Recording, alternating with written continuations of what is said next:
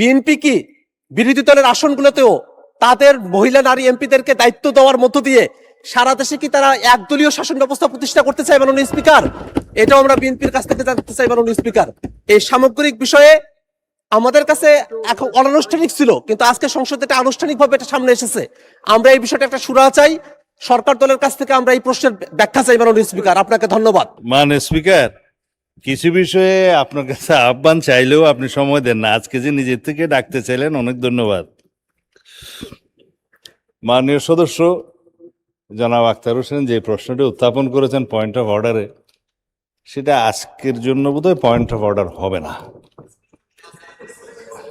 তারপরেও যেহেতু উত্থাপিত হয়ে গেছে, আপনিও আহ্বান করছেন জবাব দেওয়ার জন্য, আমার জবাব দেওয়া জরুরি। এই মহান জাতীয় সংসদ 300 সদস্য লইয়া গঠিত হইবে আর্টিকেল 65। আর্টিকেল 65(3) এর অতিরিক্ত আরো 50 জন সংরক্ষিত আসনের মহিলা সংসদ সদস্য লইয়া এই সংসদ গঠিত হইবে। 300 সদস্যের যে একক আঞ্চলিক এলাকা, আর্টিকেল 65(1), এই একক আঞ্চলিক এলাকা উপজেলা, পৌরসভা বা ওয়ার্ড বা ইউনিয়ন ক্ষেত্রমতো যাহা প্রযোজ্য, ডিলিমিটেশন অ্যাক্ট অনুসারে under this constitution delimitation act করা আছে, এবং ডিলিমিটেশন অ্যাক্ট অনুসারে সেই নির্বাচনী এলাকাগুলো ফ্রম টাইম টু টাইম ডিলিমিটেটেড হয়। এইবারও কয়েকটা হয়েছে। সেই ডিলিমিটেটেড এরিয়াটা আর্টিকেল 65 সাবসেকশন 3 ক্ষেত্রে প্রযোজ্য নয়। তাহারা যে আসনে সংরক্ষিত আসনে নির্বাচিত হয়েছেন, তাদের ডিলিমিটেটেড এরিয়া হচ্ছে হোল কান্ট্রি বাংলাদেশ। তাহলে এটা ওদিক থেকে বেশি হচ্ছে। হ্যাঁ, কিন্তু এই বাংলাদেশের সর্বত্র তাদের মহিলা সংসদ সদস্য হিসাবে তো আমরা এইভাবে টার্ম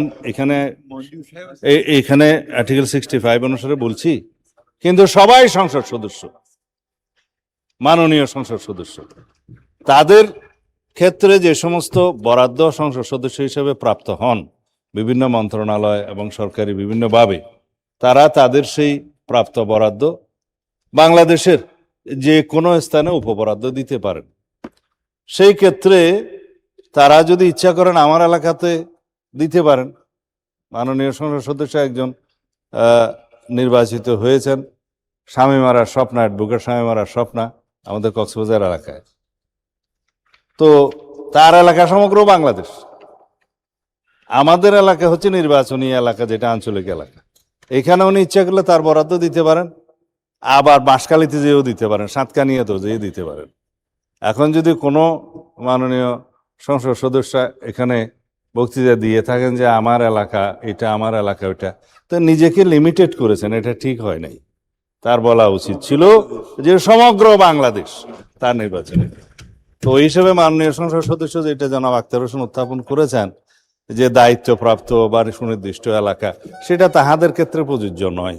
সারা বাংলাদেশের সমস্ত অধিক্ষেত্রে নির্বাচনী এলাকা মাননীয় সংসদ সদস্যগণ ইচ্ছা করলে তাহাদের সংসদের যে দায়িত্ব, সেই দায়িত্ব পালন করতে পারবেন। ধন্যবাদ মাননীয় স্পিকার।